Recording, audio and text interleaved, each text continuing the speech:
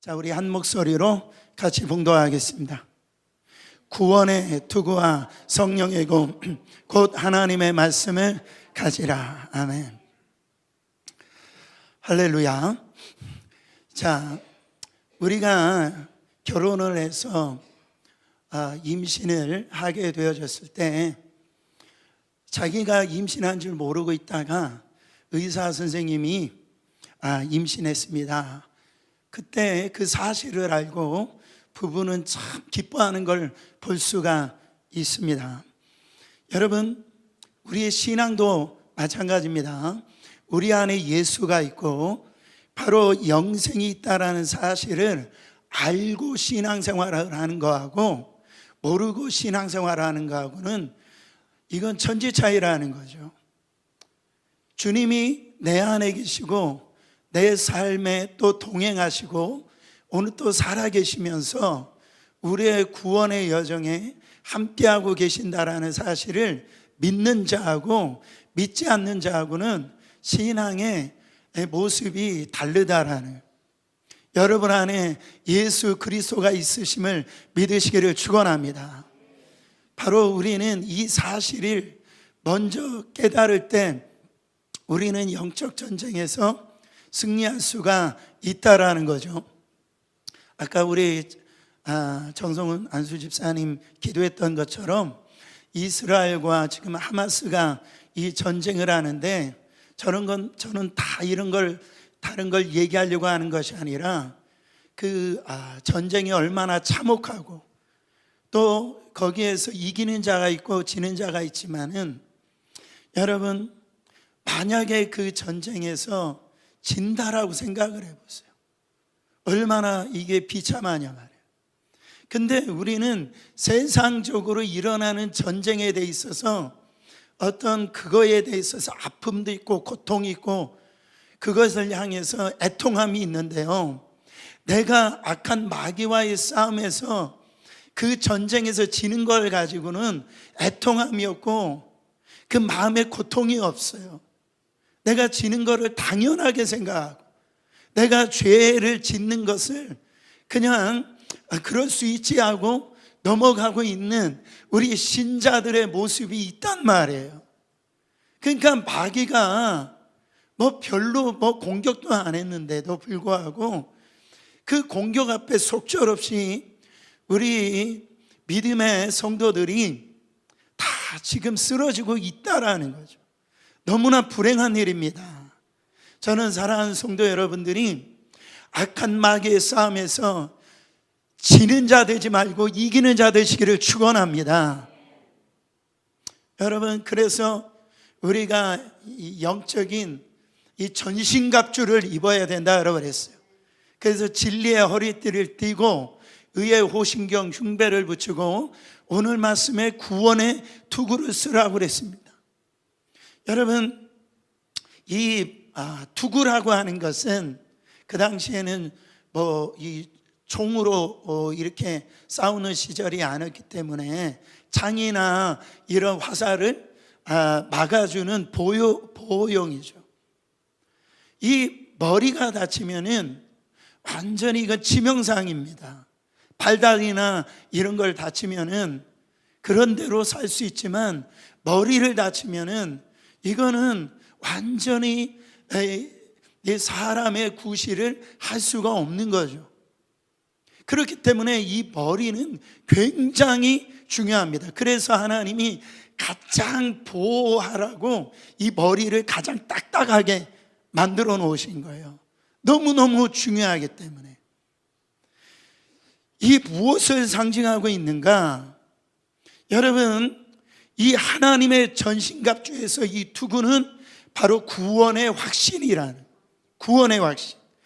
이 구원의 확신이 우리 신앙생활의 가장 근본이기 때문에 그래요. 기독교는 구원의 종교입니다.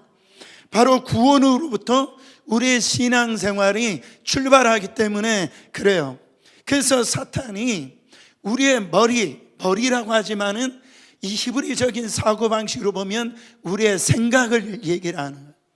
그래서 악한 마귀는 끊임없이 우리의 생각을 공격하는데, 생각 중에 이 구원의 확신을 바로 공격한다라는, 구원의 확신을 갖지 못하도록, 나아가서는 내가 구원받은 것에 대해서 의심하도록, 회의하게 만들고 나중에는 희미하게 사라지게 만드는 것이 이 사단의 공격이라는 거예요.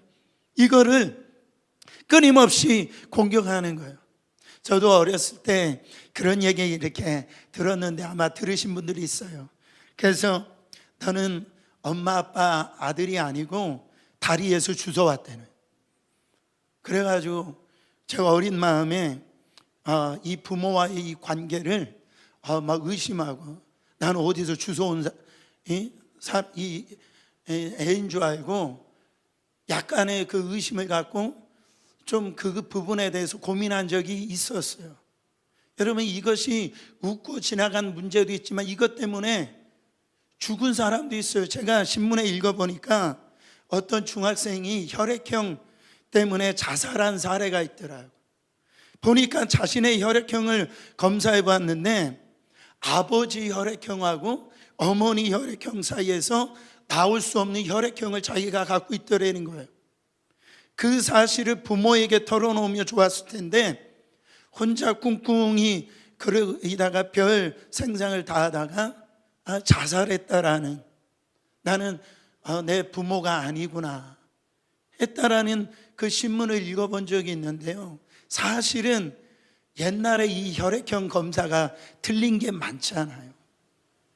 그 혈액형을 잘못 알고 있었던 거예요. 아버지가. 여러분, 자녀라는 확신이 없으면 이런 문제가 생기는 거예요. 확신이 없으면 쉽게 의심이 생깁니다. 의심이 생기면 어떻게 됩니까? 막 흔들려요. 확신이 흔들릴 때 그동안 내 안에 유지했던 이 믿음이 이제 주님을 향한 그 믿음의 관계가 깨어진다라는, 사탄은 속이는 자입니다. 거짓말하는 자예요. 그래가지고 사탄 마귀는 우리 그리스도인 된 우리에게 하나님에 대해서, 하나님이 우리의 아버지 되신 것, 내가 하나님의 자녀됨을 끊임없이 의심하게 만들고 구원받은 것을 의심케 하고, 그래서 하나님의 자녀됨을 의식해 만들어 가지고요, 영적으로 우리를 갖다가 패배케 만든다라는 거예요. 그래서 우리가 이런 악한 이 세력의 이런 생각으로 공격을 받을 때 한번 따라합니다. 나는 하나님의 자녀다. 나는 하나님의 자녀다라고 우리는 그렇게 선포해야 돼요. 어떤 경우도 우리는 이 신분적인 이 구원을 받았다라는 거, 그게 구원의 투구입니다.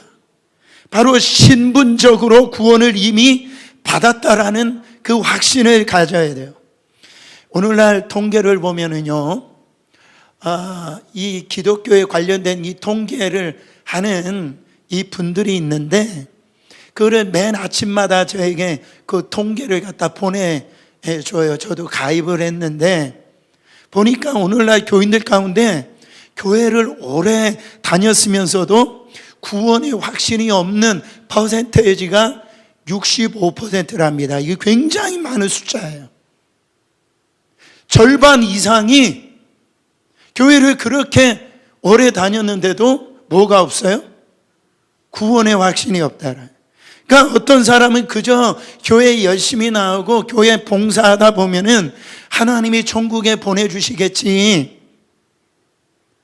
그러니까 내가 좀 착한 일을 하면 하나님이 지옥에 안 보내주고 나를 천국에 보내주시겠지, 이런 케이스도 있고, 어떤 사람은 자신은 모태신앙이니까 부모가 믿어서 어머니 뱃속에서부터 나는 교회를 다녔으니 나는 당연히 구원받았을 것이라고 그렇게 착각을 하는 거죠.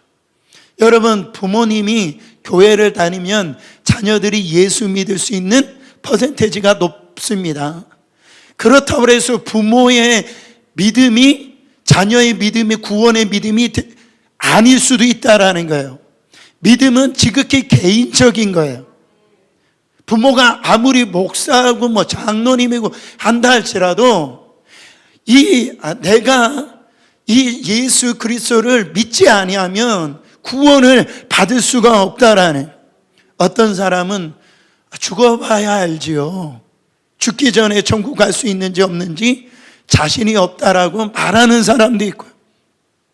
어떤 사람은 자신은 진심으로 예수님을 내 구주로 믿지만은 누가 당신 구원받았습니까? 이렇게 물어보면 그렇다라고 대답하는 게 두렵기까지 한다는 거예요. 왜냐하면 자기 자신의 삶이 그렇지 못하기 때문에. 그래서 어떤 사람은 지금은 구원을 못 받을 것 같고 천국에 갈 자신이 없다라는 거예요. 여러분, 죄를 지을 때 마귀는 우리를 갖다가 막 공격을 합니다. 너의 죄는 너무나 커가지고 바로 하나님이 구원하실 수 없어. 네가 그런 죄를 짓고도 지금 구원받을 수 있다라고 생각하지 마.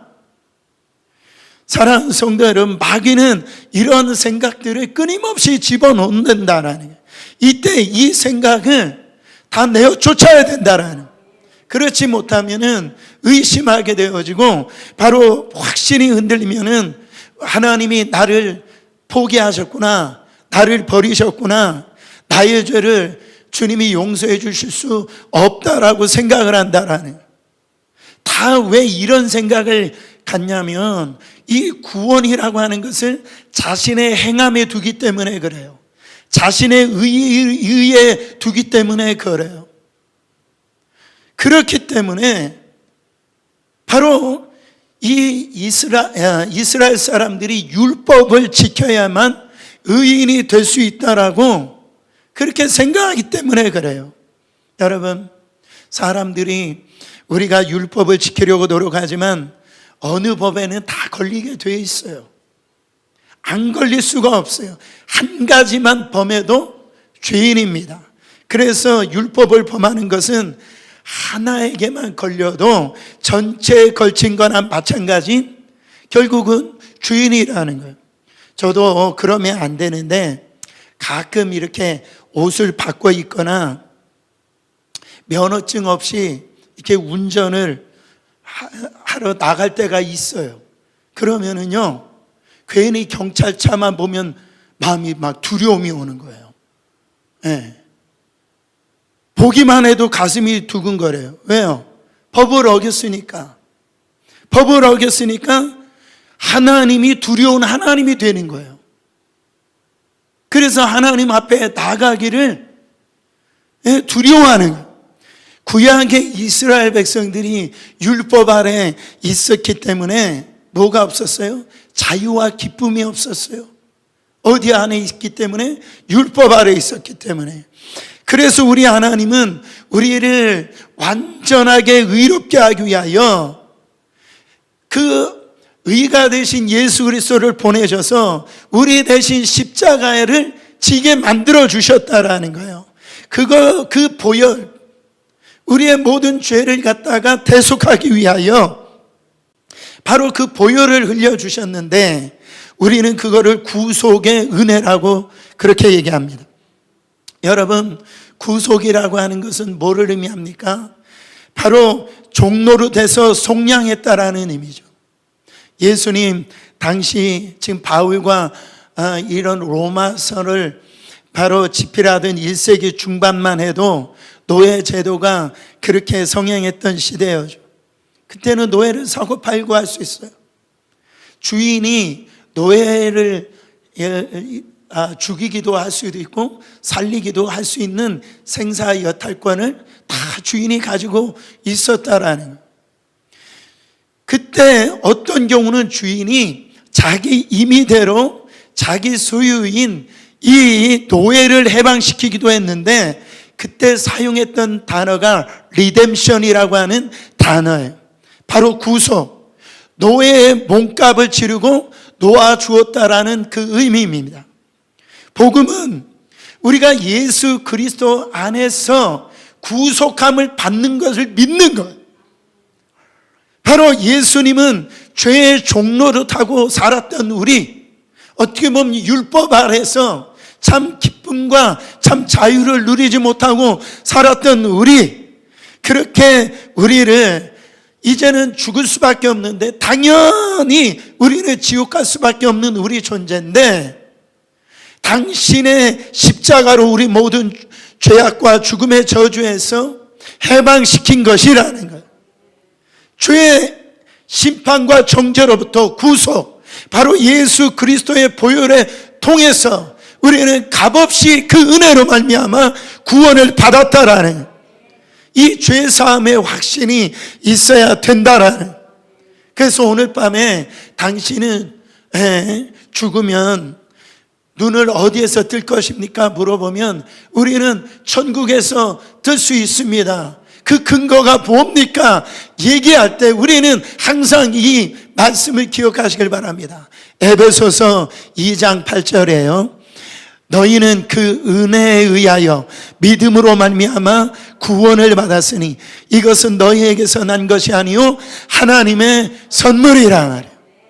우리 어떤 의나 행함이나 거기에서 구원이 생긴 것이 아니고, 하나님이 창세 전에 우리를 하나님께서 이미 택하시고, 택하신 자를 바로 부르시고, 부르신 자를 의롭게 하시고, 의롭다 하신 자를 바로 하나님의 자녀로 삼아 주셨다라는, 이것을 이 구원의 이 은혜, 은총의 하나님의 축복인 것을 믿으시길 바랍니다.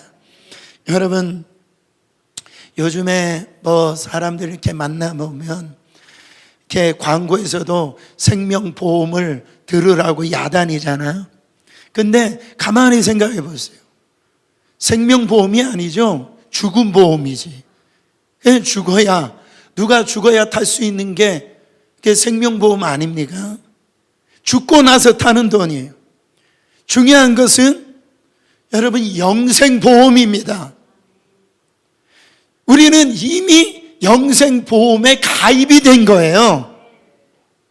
그러니까 우리는 이것은 무조건적인 하나님의 선택이고, 바로 하나님의 조건 없는 은혜로 말미암아 우리는 하나님의 자녀가 되어졌다라는 거죠. 그러니까 우리가 오히려요, 신앙생활 잘하는 분들이 이런 자기 의를 주장하는 경우가 참 많이 있어요. 그래서 나는 이런 직분을 갖고 있으니까, 나는 40일 금식 기도했으니까, 나는 이런저런 교회 건축하는데 이런 얼만큼의 헌금을 많이 냈으니까, 어떤 이런 의로움을 주님 앞에 내세울 수 있어요, 없어요? 우리는 그 의로움을 내세울 수가 없어요. 왜요?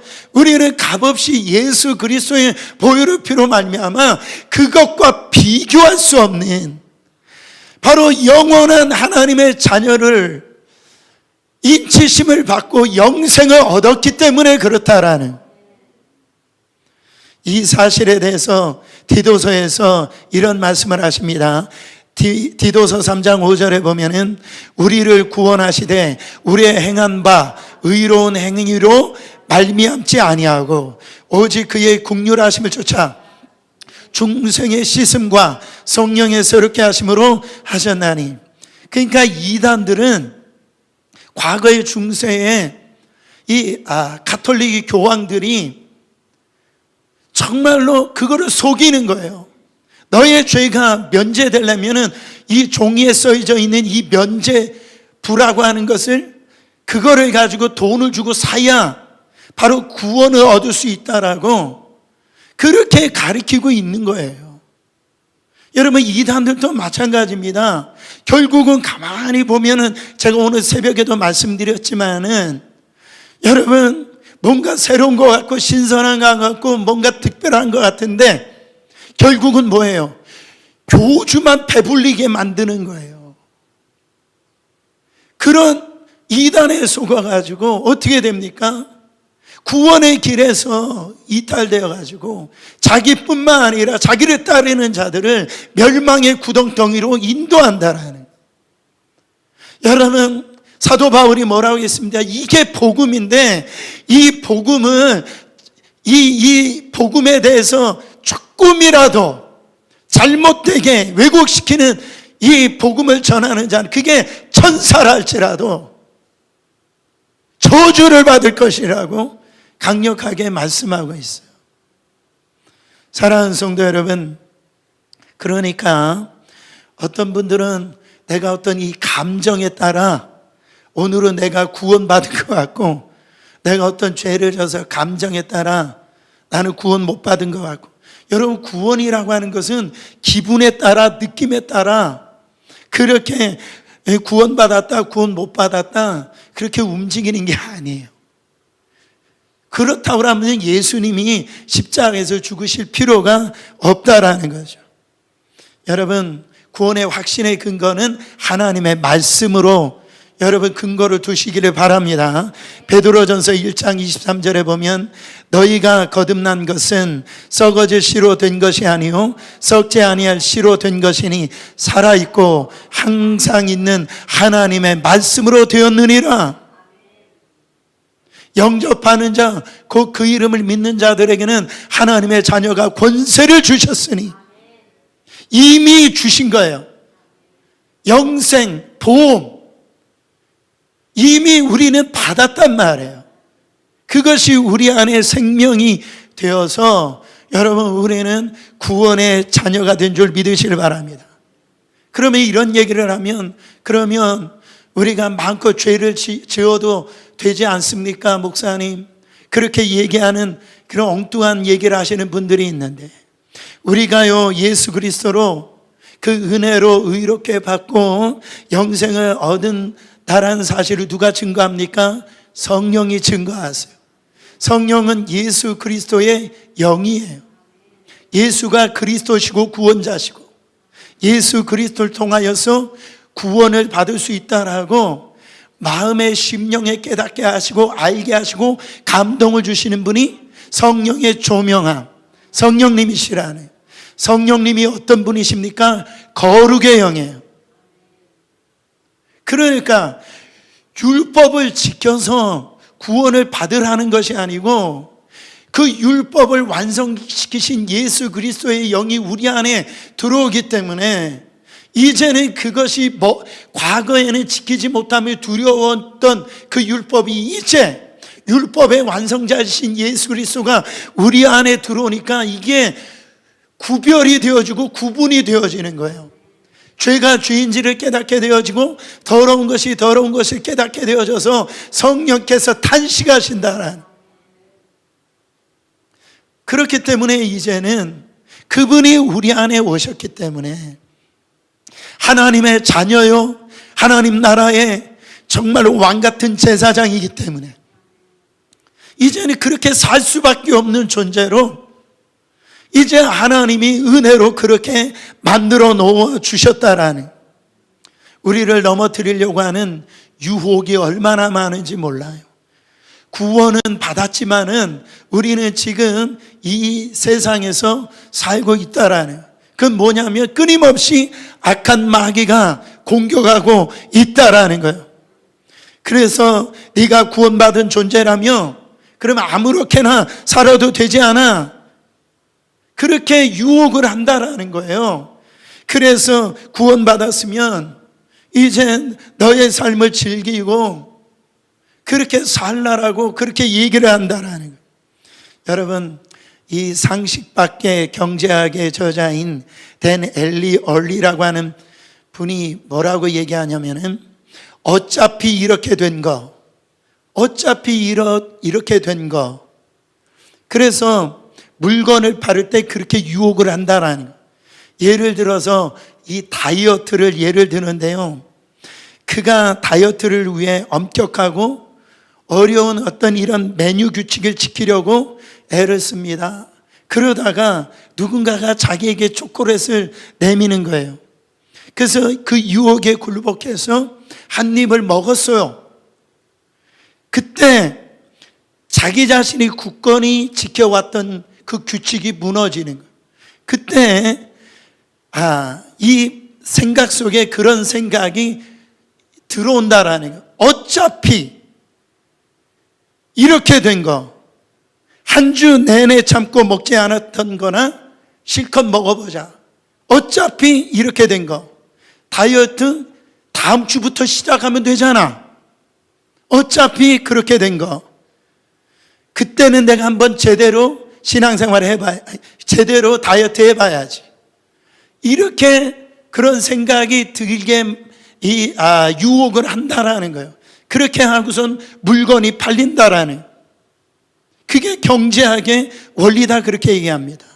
여러분, 마귀의 경제학의 원리도 마찬가지입니다. 이거 한 번만 이거 했다라고 그래서 네가 천국 가는 것도 아니고 그 지옥 가는 것도 아니고 한번 해보라는 거죠. 먹어보라는 거죠. 한 번만 나한테 엎드려 보라는 거예요. 그러면 천한만국을 내가 너한테 다 줄게. 두 번도 아니고 한 번만. 그래서 한 번 그 유혹에 넘어가잖아요. 너 어차피 한 번 그렇게 했잖아. 술 한잔 해봤잖아. 그거 괜찮은 거 아니야. 그래서 여러분, 그것을 통해서 마귀가 그 신자의 영혼을 갖다가 잠식해버린다라는 거예요. 여러분, 그 한 번의 유혹을 이기려고 여러분, 요셉은 어떻게 옷을 냉겹쳐 버리고 그 유혹의 자리에서 떠나는 걸 볼 수가 있어요. 그거로 인하여 육신적으로는 어려움을 당하고 고통을 당했지만은 어떻게 됐습니까? 하나님의 백성으로서, 하나님의 정말 자녀로서 여러분, 거기에서 정말로 얼마나 아름답게 신앙생활을 하게 되어집니까? 그를 통하여 자기 자식뿐만 아니라 가족을 살리고 나라 전체를 살리는 그런 삶이 되어졌다라는 거죠. 여러분, 마귀는요, 우리를 굉장히 시시한 존재로 만들려고 그래요. 그렇지 않습니다. 여러분 안에 예수 그리스도의 영이 있어요.